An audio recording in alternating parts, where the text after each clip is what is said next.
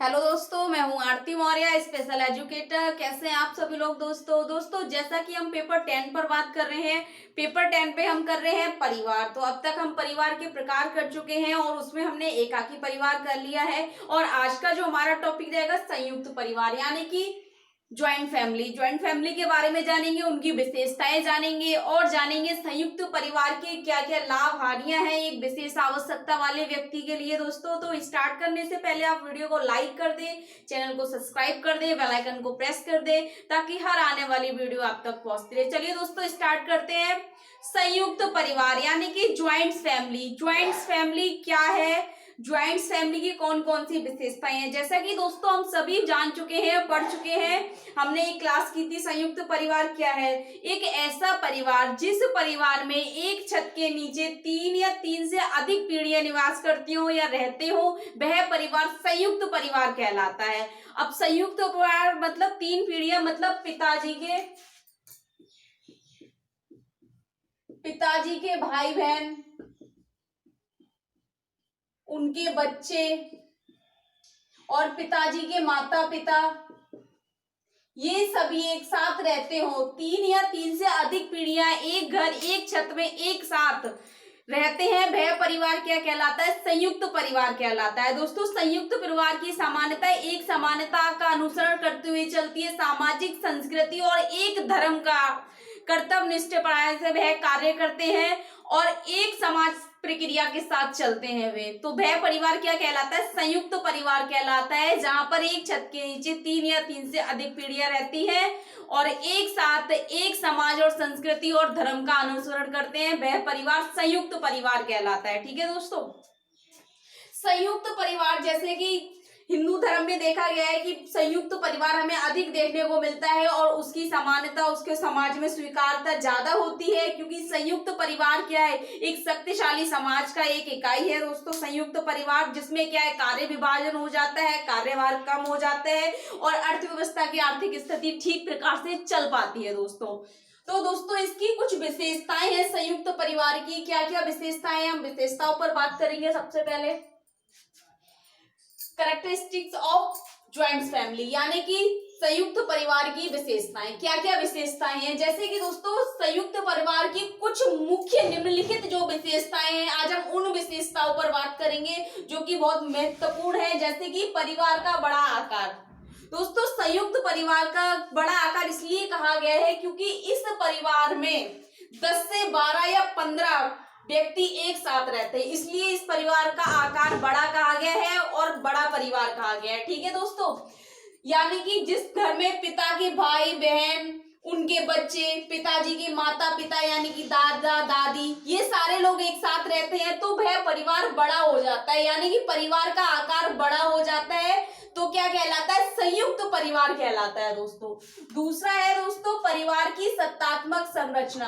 अब परिवार की सत्तात्मक संरचना किसे कहा गया है या क्यों कहा गया है? क्योंकि ज्वाइंट फैमिली में सत्तात्मक यानी कि एक किसी व्यक्ति को घर का मुखिया बनाया जाता है, चाहे वो महिला हो या पुरुष हो। उस पुरुष के अनुसार या महिला के अनुसार घर का सारे कार्यक्रम या आर्थिक स्थिति और उसका संतुलन वह करता है और कार्य का विभाजन भी वही करता है। उसी के अनुसार या उसी के नियमों का पालन करना पड़ता है, उसी के कहे बिना या बताए बिना कोई नया कार्य नहीं किया जा सकता, इसलिए इसको सत्तात्मक संरचना कहा गया है संयुक्त परिवार को। फिर कह रही है दोस्तों संयुक्त परिवार में साझी संपत्ति होना। साझी संपत्ति का अर्थ है दोस्तों कि परिवार में जितने भी सदस्य हैं वे जितना धन कमाते हैं या इकट्ठा करते हैं या फिर उनके जो धन उन्हें प्राप्त होता है, जितनी संपत्ति है उस संपत्ति से प्राप्त धन साझा यानी कि इकट्ठा रखते हैं, एक जगह रखते हैं और एक समानता के रूप से उसे गृहस्थ में खर्च करते हैं। फिर कह रहे हैं दोस्तों सामान्य पूजा तथा धार्मिक कर्तव्य, यानी कि संयुक्त परिवार के जितने भी सदस्य हैं, कह रहे हैं समान पूजा यानी कि सामान्य पूजा, यानी कि जो सामान्य पूजा धर्म की पूजा करते हैं, एकता का अनुसरण करते हुए, और धार्मिक कर्तव्य यानी कि अपनी संस्कृति और रीति रिवाजों को देखते हुए उनका अनुसरण करते हुए धार्मिक कर्तव्यों का पालन करते हैं। फिर कह रहे हैं दोस्तों ज्वाइंट फैमिली में एक दूसरे के रक्त संबंधी, यानी कि ज्वाइंट फैमिली में वे ही व्यक्ति होते हैं जो एक दूसरे के रक्त संबंधी होते हैं। जैसे कि एक परिवार में माता पिता के भाई बहन, उन भाई बहनों के बच्चे, या फिर माता पिता के पिता के माता, दादी दादा, चाचा चाची और बुआ बुआ के बच्चे, इस तरीके से। तो क्या है, सब कैसे होंगे, रक्त संबंधी होंगे। किसी एक पिता की संतान, फिर उनकी संतान, फिर उनकी संतान, फिर उनके बच्चे। ठीक है दोस्तों, तो एक ये विशेषता है संयुक्त परिवार की, एक दूसरे के रक्त संबंधी होंगे। फिर कह रहे हैं सभी सदस्यों के प्रति समान बर्ताव, यानी कि सभी सदस्यों के प्रति समान बर्ताव होता है इस परिवार में। ऐसा नहीं होता कि कोई बहुत ज्यादा चहेता है, बहुत ज्यादा लाडला है, उसको ज्यादा किया जाएगा, या फिर कोई किसी को बहुत ज्यादा अनदेखी कर रहे हैं, तो ऐसा नहीं है दोस्तों। चाहे वह व्यक्ति उस व्यक्ति को किसी चीज की आवश्यकता पड़ जाए, तब भी वह किसी एक के साथ कुछ अधिक नहीं कर सकते। तो क्या इस परिवार में सभी सदस्यों के प्रति समान बर्ताव किया जाता है। फिर कह रहे हैं गृहस्थ व्यवसाय और आर्थिक उपलब्धि सक्रिय रूप से जुड़ी रहना, यानी कि संयुक्त परिवार की एक मेन बहुत ज्यादा मुख्य विशेषता होती है दोस्तों कि गृहस्थ व्यवसाय, यानी कि घर में उनका जो कार्य या व्यवसाय चल रहा है, और आर्थिक उपलब्धि, जितनी भी आर्थिक उपलब्धि हो रही है, यानी कि धन की उपलब्धि हो रही है आर्थिक रूप से, या उसका खर्च हो रहा है, वह क्या सक्रिय रूप से जुड़ा रहता है। यानी कि सभी एक दूसरे के साथ मिलजुल कर कार्य करते हैं, मिलजुल कर धन कमाते हैं और गृहस्थ जीवन चलाते हैं और एक साथ रहते हैं, जुड़े रहते हैं। इसलिए इनकी विशेषता है गृहस्थ व्यवसाय और आर्थिक उपलब्धि सक्रिय रूप से जुड़ी रहना। ये थी दोस्तों संयुक्त परिवार की विशेषताएं, यानी कि संयुक्त परिवार की ये निम्नलिखित विशेषताएं पाई जाती हैं। आप किसी भी संयुक्त परिवार में चले जाइए, ज्वाइंट फैमिली में, आपको ये सारी चीजें देखने को मिलेंगी। समानता का अधिकार होगा, एक संस्कृति का अनुसरण करते होंगे, उनकी संपत्ति एक साथ रहती होगी, और आर्थिक उनकी जो व्यवस्था है संतुलन रूप से वह एक सत्तात्मक संरचना के रूप में होगी। घर का कोई एक मुखिया होगा जिसके कहने पर पूरा घर चलता होगा। ठीक है दोस्तों, और परिवार का आकार क्या होगा, परिवार का आकार बड़ा होगा दोस्तों। इसके बाद हम बात करेंगे दोस्तों advantages and disadvantages of joint family for the special need children, यानी कि स्पेशल नीड चिल्ड्रन या पर्सन दोस्तों, हमारे विशेष आवश्यकता वाले व्यक्ति के लिए संयुक्त परिवार के क्या क्या हानियां हैं और क्या क्या लाभ है, इन पर बात करेंगे दोस्तों। सबसे पहले देख लेते हैं एडवांटेज क्या क्या है, यानी कि लाभ कौन कौन से हैं। परिवार के सदस्यों पर बोझ कम पड़ना।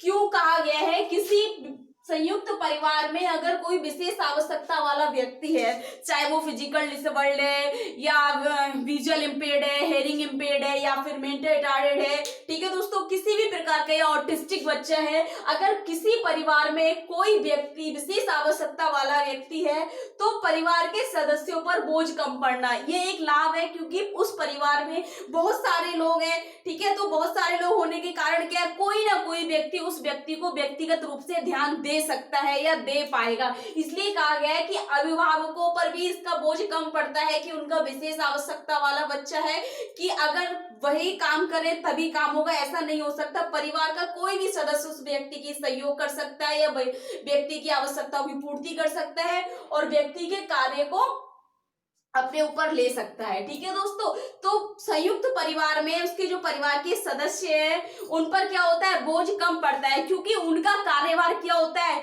छोटे छोटे टुकड़ों में बट जाता है। कोई व्यक्ति किसी कार्य को कर लेगा, दूसरा व्यक्ति उसका दूसरा कार्य कर देगा, तीसरा व्यक्ति कोई कुछ कार्य कर लेगा। तो इस प्रकार क्या हो जाता है, अभिभावकों पर और परिवार के सदस्यों पर विशेष आवश्यकता वाले बच्चे का कार्यभार कम होता है, यानी कि बोझ कम पड़ता है।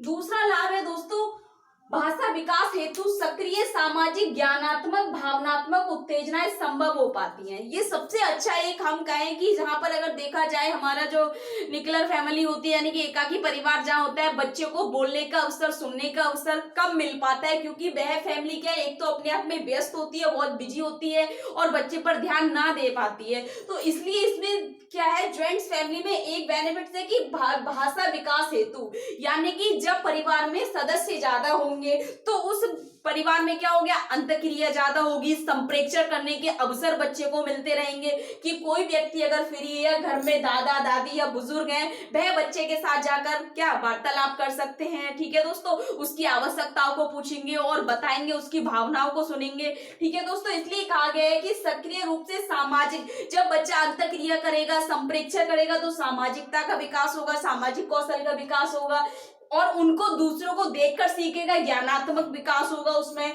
भावनात्मक, उसकी जब हम उसकी भावनाओं को सुनेंगे और वह व्यक्ति अपनी भावनाओं को व्यक्त कर पाएगा, भावनात्मक विकास होगा, यानी कि उत्तेजना संभव हो पाती है। तब कहा गया है कि संयुक्त परिवार में भाषा विकास हेतु सक्रिय संज्ञा सामाजिक और कह रही है संज्ञानात्मक, भावनात्मक और उत्तेजनाएं संभव हो पाती हैं संयुक्त परिवार में, क्योंकि उस परिवार में सदस्यों की संख्या ज्यादा है और परिवार का आकार बड़ा है।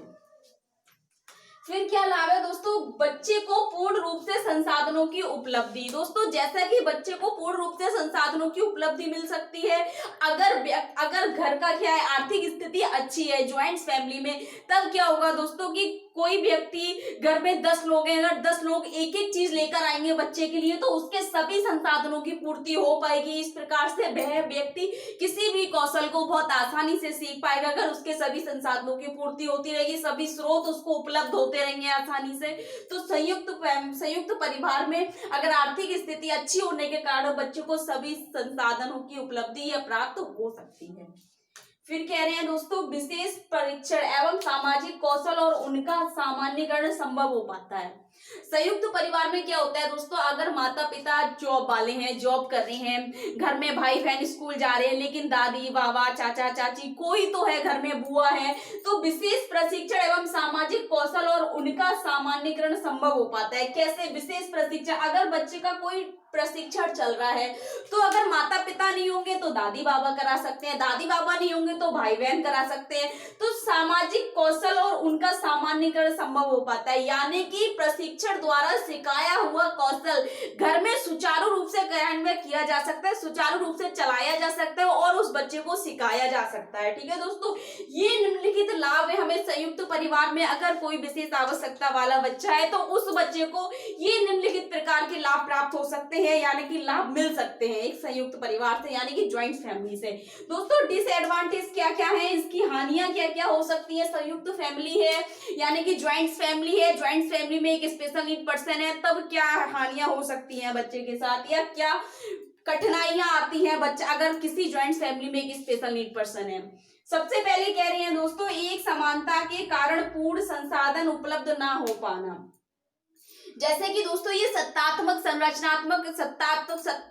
संरचना होती है इस परिवार की, तो उसमें क्या होता है, एक समानता का अनुसरण होता है, यानी कि किसी व्यक्ति के साथ दोहराव नहीं होता है।